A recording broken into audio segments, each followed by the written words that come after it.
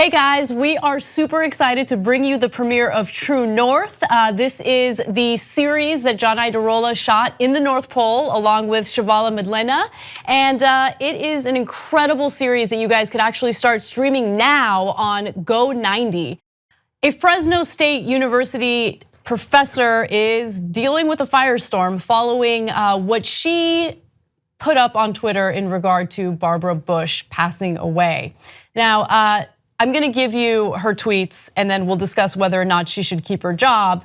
Keep in mind, Fresno State is part of the CSU system in California, meaning it is a publicly funded institution and she is a tenured professor. But here's what she had to say. Her name is Randa Jarrar and she had tweeted, Barbara Bush was a generous and smart and amazing racist who, along with her husband, raised a war criminal. So you kind of get a sense of where she's at. She's not really buying all of the rest in peace tweets that followed news of her passing. Then she said, I'm happy the witch is dead. Can't wait for the rest of her family to fall to their demise the way 1.5 million Iraqis have. Bye. So people did not like what she had to say. Of course. And it led to Twitter outrage, which is common with Twitter. People are outraged about everything.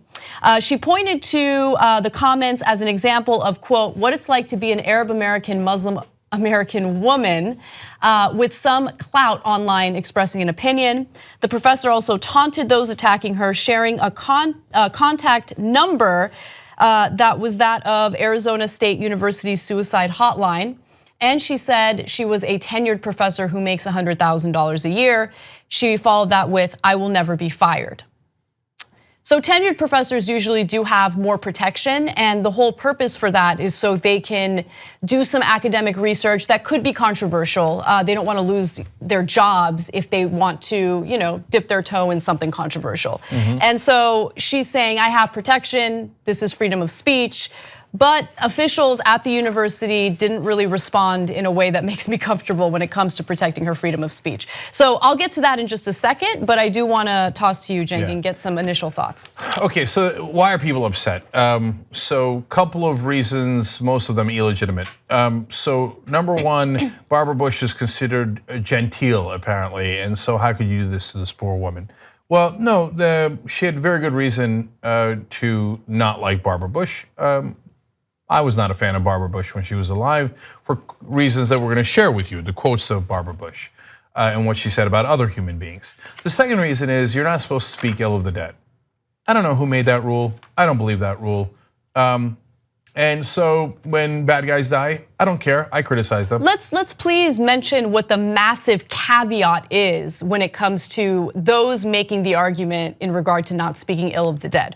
Right now, we have countless people who are torn apart, smeared, and spoken about as if they're absolute criminals following their death that was caused by a cop shooting them while they were unarmed. Okay? Oh, yeah. So we speak ill of the dead in this country on a regular basis, on a daily basis, and my guess is the same people who are, defending Barbara Bush and saying that they're very offended by this are the same people who will look at someone like Tamir Rice and say that, oh, well, he's playing with a toy gun that looked like a real gun, so he deserved to die. Or the people who will look at Michael Brown or a bunch of other people who were shot and killed by cops and mention things like, oh, well, he smoked pot once in his life or twice in his life, so he deserved it. No, we get that all the time. So speaking ill of the dead is an American pastime at this point. So I'm not buying that. So Anna, that's a great point, and I hadn't thought about it in that context. So anyone who did not speak ill of Michael Brown or Trayvon Martin maybe has a leg to stand on. All those commenters, none of them spoke ill of any of those people who were shot by cops. Please, this is selective. You can speak ill of the dead if they're the others, if they're black, they're progressives, there's anyone that you don't associate with. But if it's your people, oh, how dare you? And by the way, one of the reasons everybody's outraged is because Barbara Bush is part of the club. She was part of the club, so everybody knew Barbara Bush, and everybody on TV was like, oh, I do declare Barbara Bush was such a lovely person. No, she wasn't. She was generally mean-spirited. So again, I'll give you the quotes to prove it. No, here, I'll give you the quotes right now, okay? And then we'll talk about the university's reaction. when asked about the Iraq war, the one that the professor here alluded to, she said, "Why should we hear about body bags and deaths? It's not relevant. So why should I waste my beautiful mind on something like that?" Yeah, I would argue that someone who would make a statement like that does not have a beautiful mind. Her son launched the invasion of Iraq. You know, there are differing numbers, but they're all at a minimum in the hundreds and hundreds of thousands, as high as 1.5 million civilians killed.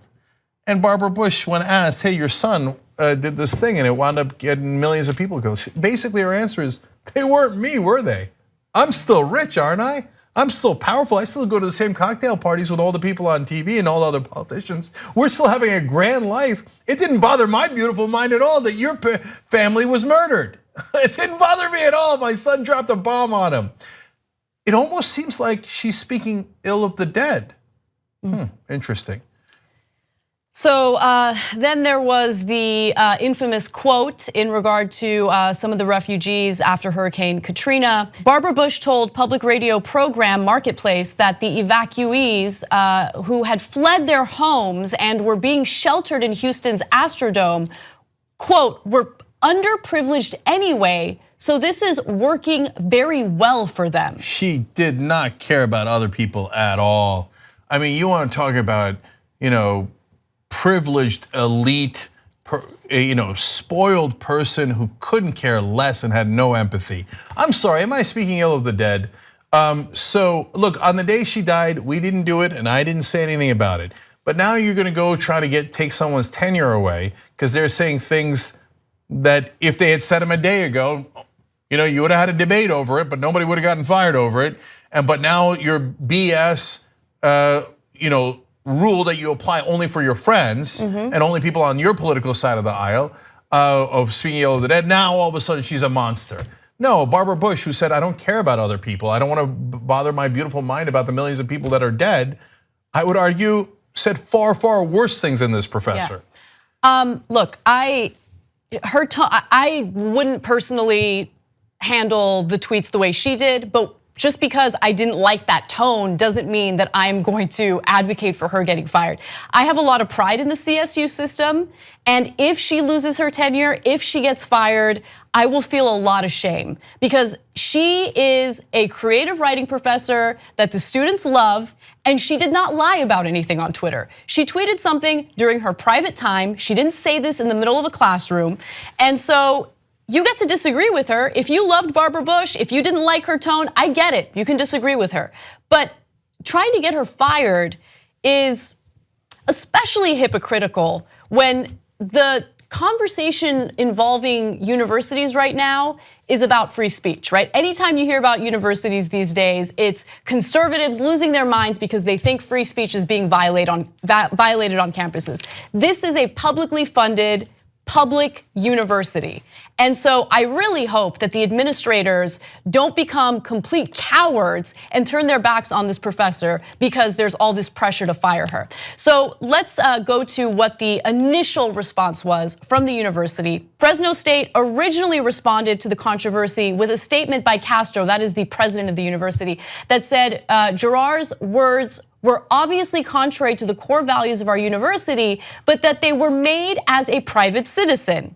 Well, I'm sure there was a lot of pressure to go after her in a more aggressive way. And so on the talk radio station KMJ, the university president told the host, Ray Appleton, "I want all of your listeners to know that I condemn the tone, substance, and timing of Dr. Jarrar's comments on Twitter last night. I want that to be unambiguous. And how do I feel? I was shocked, upset, appalled, just like everybody else." Now, it's unclear whether or not they're going to fire her, but they are doing so much damage control, it's a little laughable. The university's Twitter account also tweeted that they are flying the flag at half staff in memory of former First Lady Barbara Bush. Now, I'm fine with that. If they want to do that, awesome. I'm glad they're doing it, but it just seemed like a lot of damage control following all of this controversy. All right, well, I'll tell you the comment that's the most disturbing. They said Jarrar's comments were, quote, beyond free speech. This was disrespectful. No, that's not beyond free speech. I mean, free speech isn't meant to protect inoffensive speech. Nobody's ever gonna say, you have a right to say happy birthday.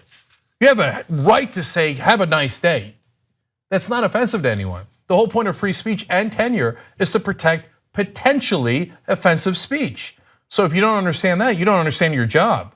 But luckily, Ben Shapiro is on the case here. He's leading protests to protect the professor because him and his followers, they care so much about free speech on campus. And Crowder is there and they're all there and they're like, let's go, Professor Jarrar, we love free speech, right? Oh no, they're not leading that protest. That's so weird. So weird, because I thought they were free speech advocates. Let me ask you something. Is it offensive to have someone like Ann Coulter on a college campus who has essentially said that, immigrants who try to cross the border and then later get raped by our Border Patrol agents probably deserved it because they tried to cross into the United States illegally? Is that okay? I mean, look, we have fought for that type of speech to still occur on public campuses because we believe in free speech. So whether it comes to Ben Shapiro or Ann Coulter, let them speak, let them do whatever they want to do. Just don't show up to their speech and show them how unpopular their ideas are. But they would never do the same for a professor like this. Yeah, so spare us your crocodile tears about free speech when the minute you're offended, what do you need, guys? Conservatives, what do you need? You need a safe space, right? Because you're a special little snowflake who got triggered by comments about Barbara Bush. So let's just call it what it is. And by the way, if you're a student at Fresno State, under no circumstances should you let her get fired. You should do protest on top of protest on top of protest to protect her rights to say things that are actually true about Barbara Bush. And don't let these cowards say, oh, well, if it's offensive, then I don't know if it's free speech or if your tenure is protected. Of course it is, that's the whole point of tenure. If you like the Young Turks, you'll love Young Turks membership, tytnetwork.com/join.